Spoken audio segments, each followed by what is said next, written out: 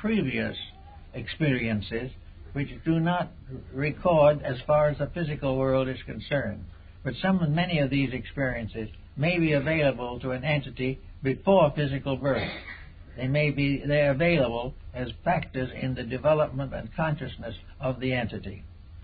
So we have, instead of heaven and hell, we have a life cycle. A cycle that goes on to one grade after another until finally it fulfills itself. In other words, a life. We say a lifetime. A lifetime is really a word applicable to the whole cycle. A lifetime is the length of time it takes to pass from the state of unembodiment down through embodiment and back again to unembodiment. This is one lifetime. And this is the period of time in which the alchemy of the transmutation of experience is consistently and continuously going on. And it is this that makes our entire pattern of life real and valuable. Now, we also know that there are other factors that come in. We know that in physical life we dream. And we know that dreams sometimes are very strange things. Dreams sometimes become complete lifetimes. And in many cases you dream of things that could not possibly occur physically.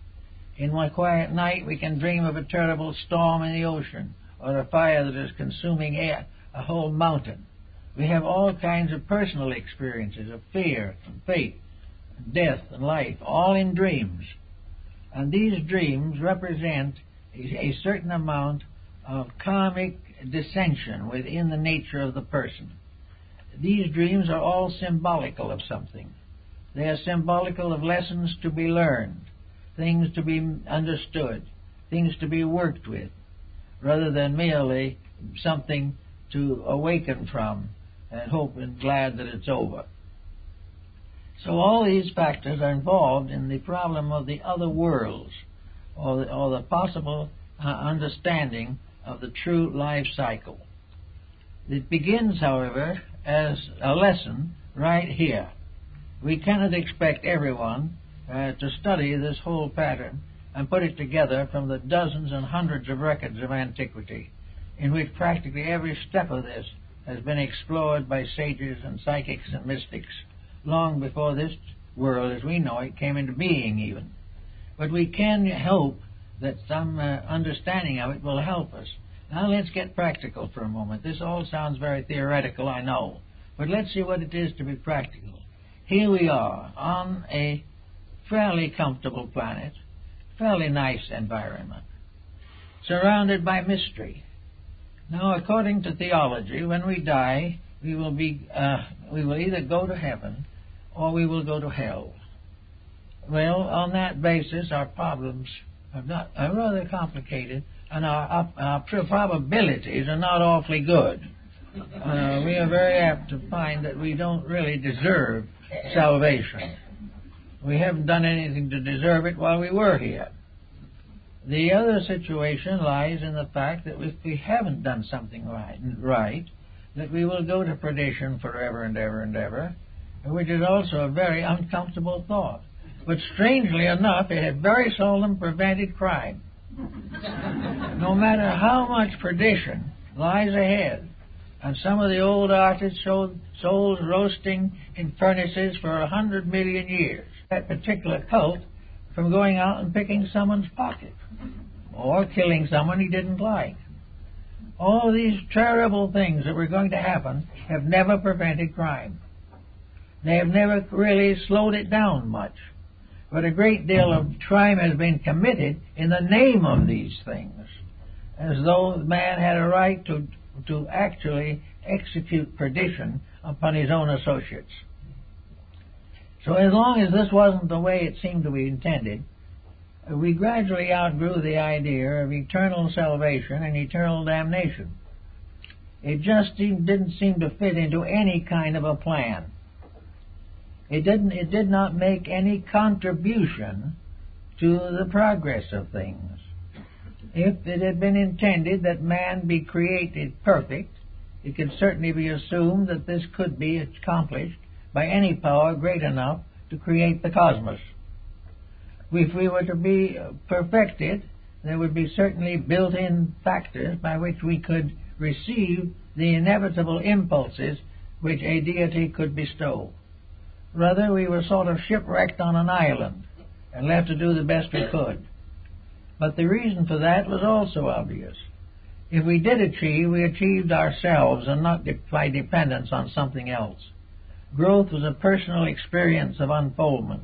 And if somebody tries to grow for us, they grow, but we do not.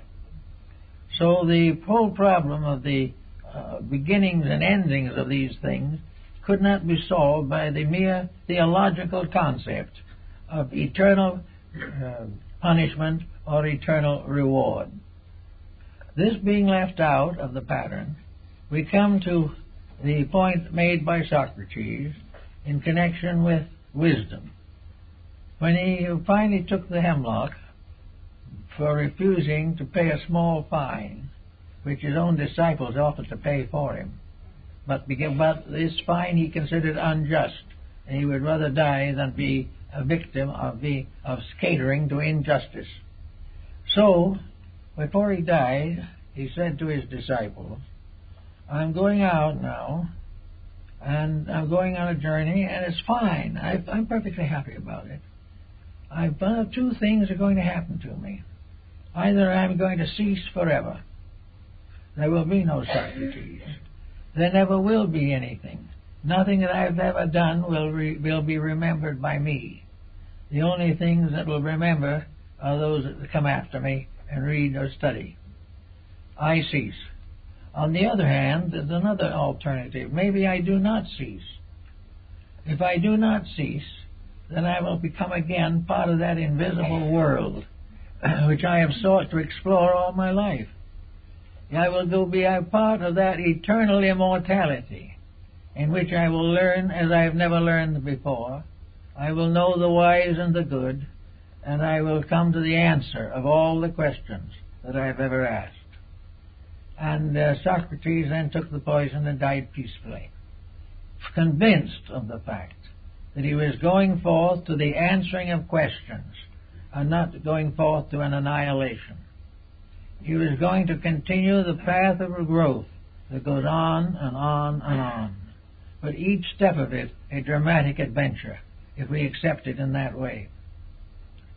So that brings into focus this problem of just exactly what and how we are going to consider the interludes between this life and the next.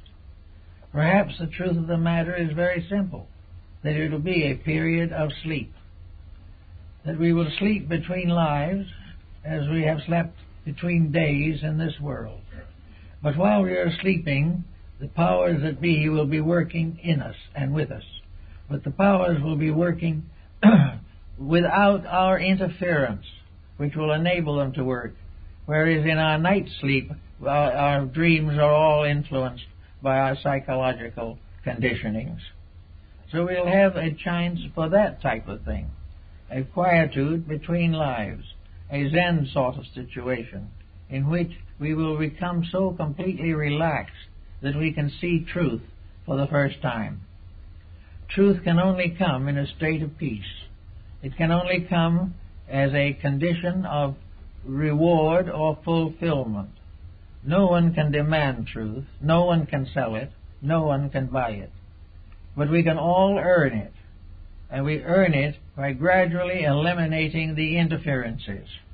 We take out of our lives the things that are not so. We take out of our lives the patterns and situations which have no meaning. We also take out the irritations, the fears, the doubts, the exaltations and the humiliations, and allow a complete quietude to rest upon the spirit. Now, the word soul is something that also comes into this pattern. And the word soul was used in antiquity largely to represent a combination of enrichment of the spiritual strength of life with the rewards of incarnation. The soul is the wedding garment of St. Paul on the book of Apocalypse. It is the vesture of experience. It is all that we learn becoming the great ornamentation of ourselves. It is the gradual acceptance and within our own consciousness of the quite one-piece garment without seam. The soul is the result of the cycle of incarnations. Embodiments build soul, for soul is the truth behind each thing that happens to us. And as that thing that happens to us comes to be recorded in our eternal records, it becomes a dimension of soul power, soul strength, soul insight, and in that way it's very important to us. Now, the soul can also be destroyed or injured by the misuse of faculties and powers, the perversion of mystical experiences. The misuse of the divine power becomes the deadly sin. It is perfectly possible, therefore, for the Bible to say in one of its thoughts, the soul that sinneth, it shall die, but the spirit returns to God who gave it. The spirit cannot be destroyed. It is incorruptible. The soul can be a false pattern of living, which falls apart. When it does so, this composite of mistakes can die, because it consists only of false factors. But when it is fallen or died, the spirit, which is its real life and its eternal fact, goes on to a new pattern of experiences. There is no end to the spirit. But the soul is the golden wedding garment in which we are supposed to attend the marriage of the Lamb. All these things are told philosophically and mystically in the book of Apocalypse, or the Revelation of John. Now, when we get to this point in our problem, then, we come now back to the day, right now, when we have to keep on living. The concept is very simple, that these bodies that we have been seen by psychics, mystics, and clairvoyants, and have been referred to as auras, or magnetic fields. Now, each of these magnetic fields has a color, and each of these fields is by nature and substance of a beautiful color. But wherever the distortion and perversions arise, the colors change. And out of this also has emerged a method of treating the sickness by spectrochrome therapy, by the use of color. But color, clear, is a soul-building power, and in a sense is a dimension of the soul structure. But soul corrupted is a dismal thing, of paint or unpleasant color, obviously evil or distorted in one way or another. A corrupted habit of one kind or another. Supposing we have anger, we will say that anger arises on basis from a martial energy. In the ancient combination of astrology and esoteric therapy, Mars was the symbol of energy. Now, if this energy is used constructively, you have a bright, clear red. If it is used destructively, as in striking a blow, or in a nation is used as war, this right energy is tarnished into a deep, muddy red that is obviously a hideous and unpleasant color. Now, this color is with the person who has had a temper fit, or who has had a grudge, or has done something wrong. This color is not only in the magnetic field, but it is also a rate of vibration that can affect health. It can influence the mind, unfortunately. It can devitalize the tissues. It can shorten the life. Wherever the magnetic fields with their alchemical colors are corrupted by human action, they distort function, they destroy vitality, they impair health, and very often become the cause of chronic and incurable ailments. The individual with a bad emotion will ultimately have a sickness to match it. The sickness and the emotion will go together and perhaps cause the life of that individual to cease. And in the afterlife, when it reaches the level of the emotional nature, that color will assert its karma as a factor in character.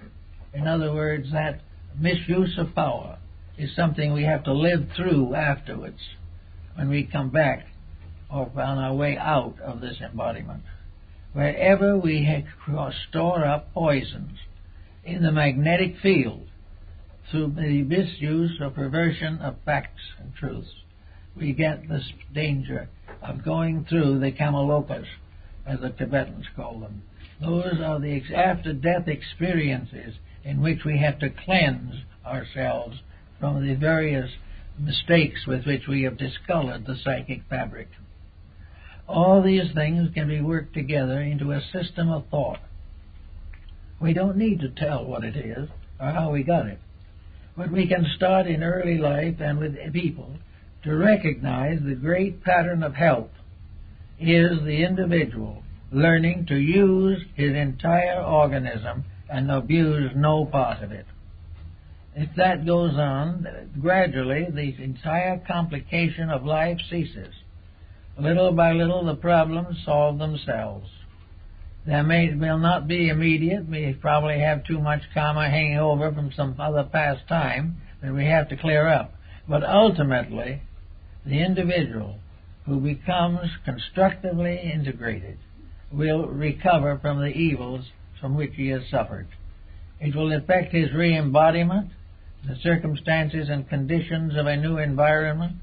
It will protect his present environment, and it will create strong constructive bonds between the individual and the society to which he belongs. There's no answer, therefore, to the after-death state except to deserve what might be termed a paradisical or peaceful afterlife. In other words, what we should do is drift pleasantly on a great stream of life through the cycles of recapitulation until we come down again into re-embodiment. If there was no wrong in us on the ascent or in the cycle, there would be no pain, there would be no suffering, and we would find growth and fulfillment to everything that we really want. So while we probably can't change all these things all at once, we can start in by kind of picking up little things that we might not want to face later. We think if we don't face them here, they're gone. But this is optimism. The mistakes we don't face here, we will have to face there. We have to face ourselves.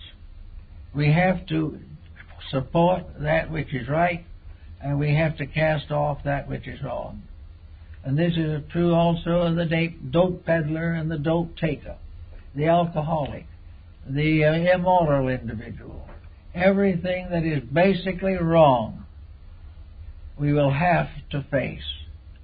And the ancients, realizing that we have to face these things, caricatured them into monsters, demons, evil spirits, and filled an invisible world with malignant ghosts.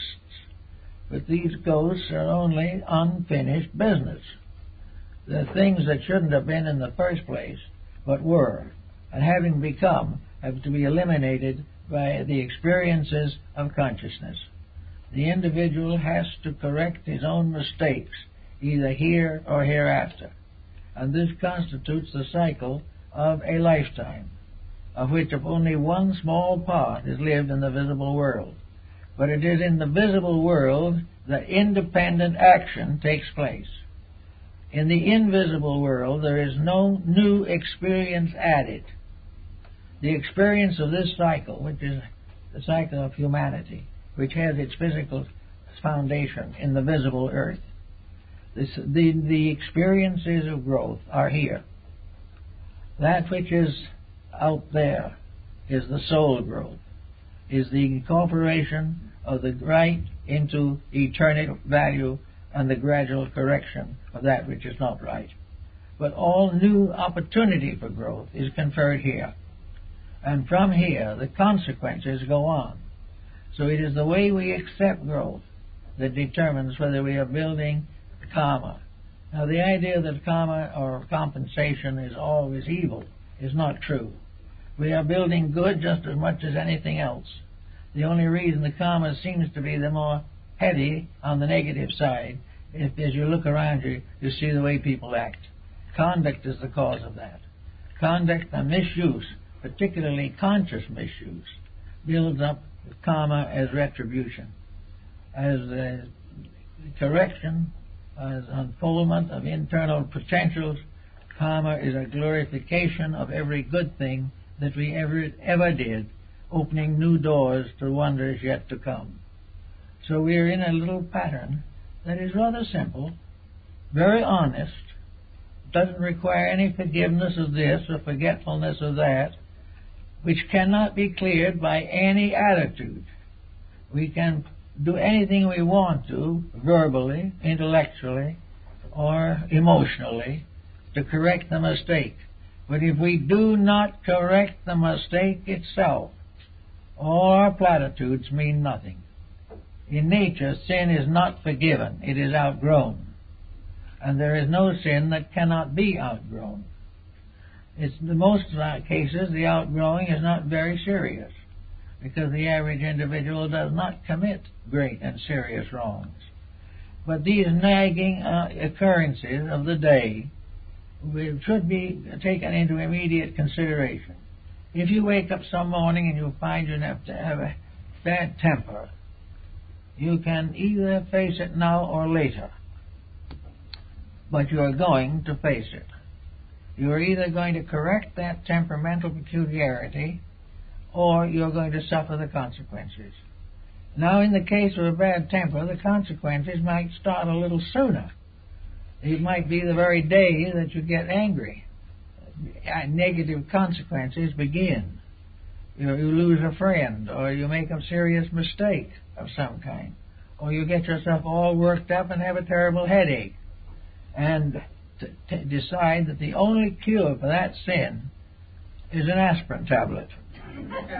So you take the aspirin tablet, get a moment's peace, and have enough strength to get angry again.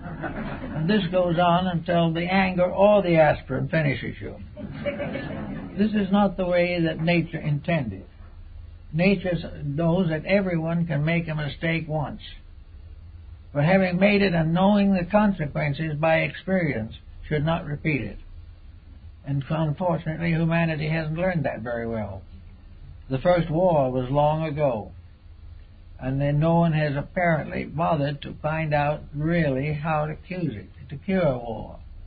The answer is, don't cause it. There is no other way. They know you cannot cure these things simply by trying to erase them or passing legislation against them. An individual who has a bad disposition gets sick and he goes to the doctor. The doctor gives him a pill which may make him sicker. He may get a little relief and he decides that medicine is the answer to sin, but it isn't. The actual answer is that the individual has no right to be healthy unless he tries sincerely to live a good life. All the different temptations that we have in modern society are not something that can be excused. We can say we have to be dishonest because everybody else is. That is simply saying I have to suffer because everybody else will suffer. There is no escape on these bases. That's why a good working religion and a good working philosophy of life are so important. They give the individual an understanding of value. And they're not imaginary values, because all he has to do is look around in society and he sees proof of all of it. He sees immediately that those who live by the sword will die by the sword. He can see immediately how injustice builds up into a great revolution of some kind. He knows that the wrong thing cannot win. It can have a moment of apparent victory and then collapse. One nation after another has died of its own corruptions. The same of races, the same of families, the same of individuals. Knowing this type of integrity, this basic sense of values, should be incorporated into our lives from the cradle on. We should be taught not to cure things, or try to avoid them, or evade them, but to live straight toward a constructive goal. If we need to know something, learn it properly. We have here the idea that learning is primarily a matter of preparing for a career of wealth. Now, wealth itself isn't bad. The career of wealth isn't bad. It is the abuse of the career or the abuse of the wealth. These are the bad things. And the mysterious little factor in it that must not be overlooked is that wealth gives a larger opportunity to do it wrong. In other words, the temptation of wealth is more than the average person could stand anyway. But it only confronts those who have assumed that wealth was the source and cause and final of all success. The temptation is too great.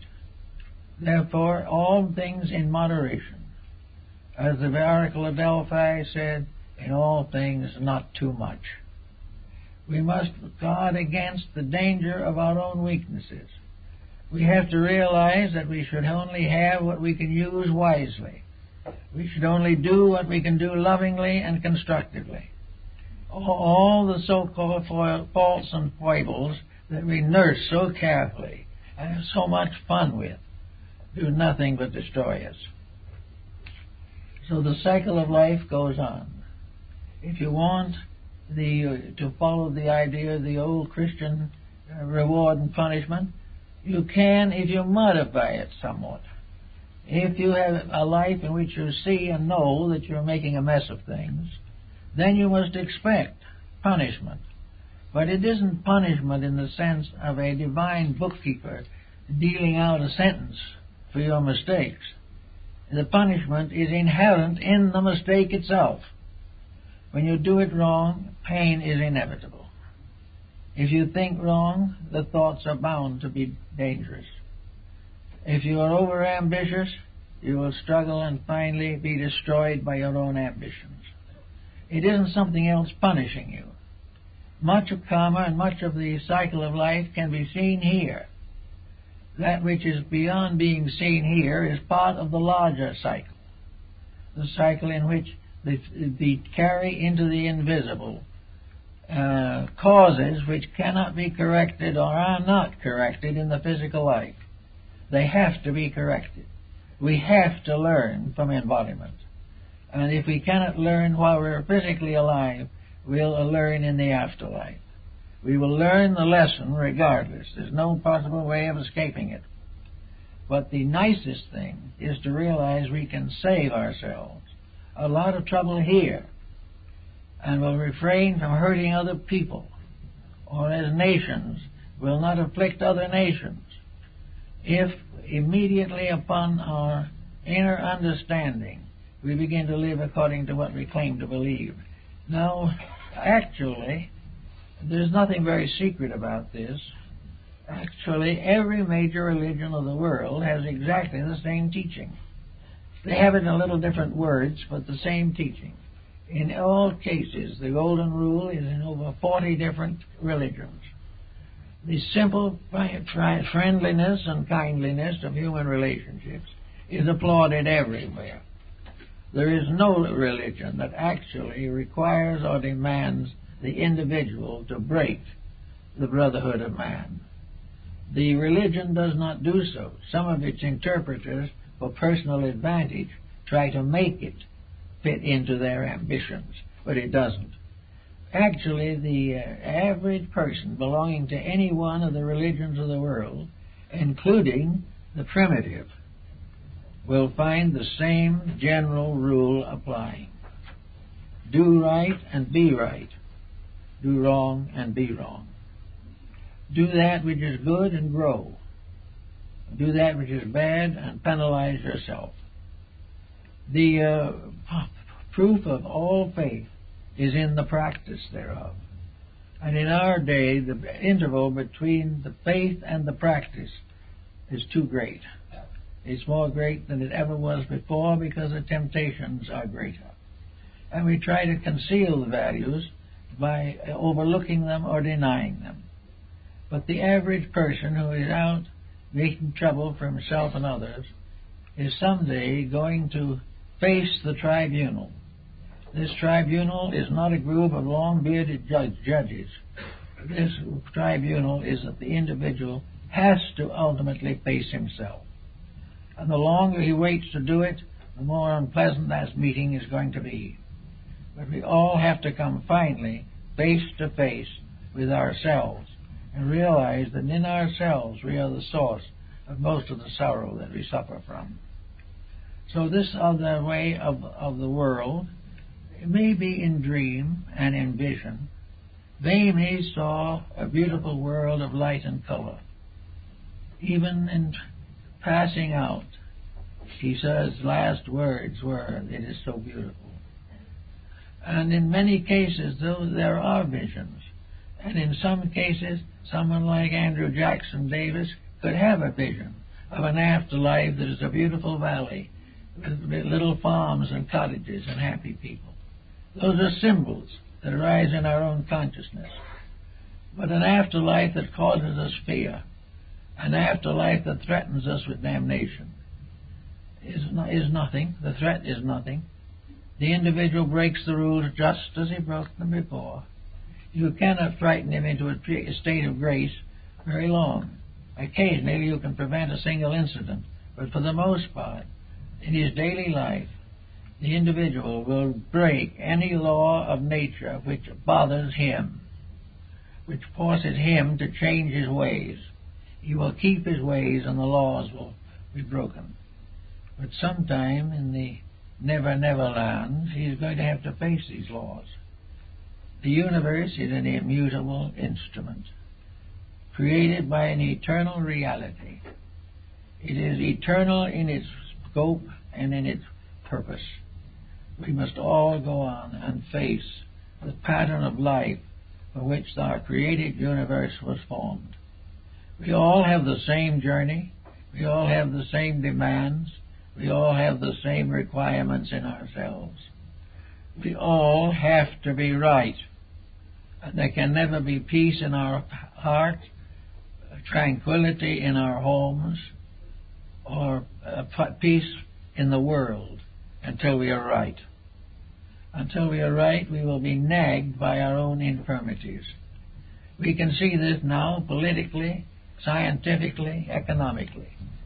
We have not yet, however, seen it in ourselves and realize that we are also an economic and a political entity. We have the same temptations that everything else has.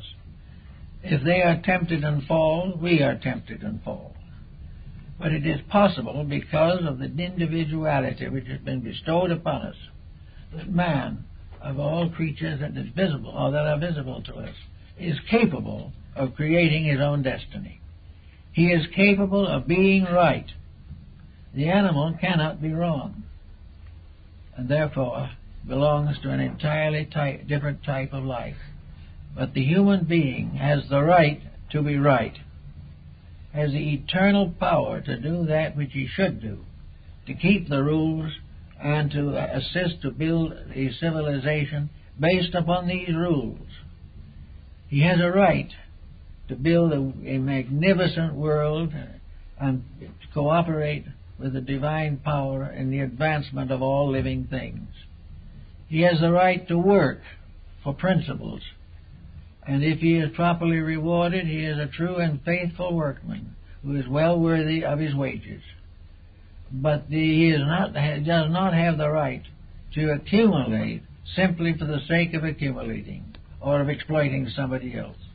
He has no right to accumulate what he cannot take with him. But while he is accumulating things that he wishes he could take with him, he loses them. And the power to accumulate, which was wrong, is the thing that goes on. It is not what he has, but the motives that made him get it, that he must face in the ages to come. So it is much better for him to get ready for this at a reasonably early time and to see all these things through the light of inner understanding. There is nothing to fear in life except the tendency we have to compromise. If we can recover from that, we will have a much better world than we have now, and we'll be able to look forward to a better one. And any little mistake that we can erase at this moment will not come up in the final examination. And it's much better for us to catch it now and have that little pleasant feeling that we have grown, that we have done something worthwhile. And by having this feeling, have the proper reward and respect for life.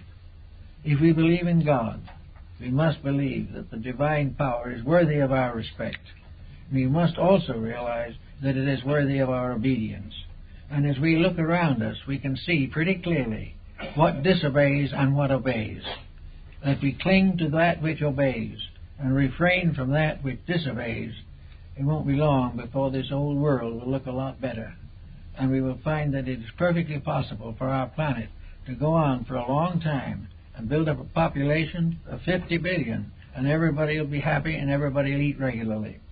It is selfishness, corruption, on the belief that if we do these things badly, when we die, we do not exist. In order to be a truly successful rascal, you also have to be an atheist.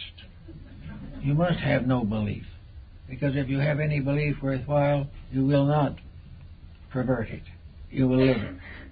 And by living it will accomplish the good things that we are all seeking: happiness, peace, contentment, strong families, happy children, busy adults, and no one wandering around the face of the earth trying to kill time for no good reason.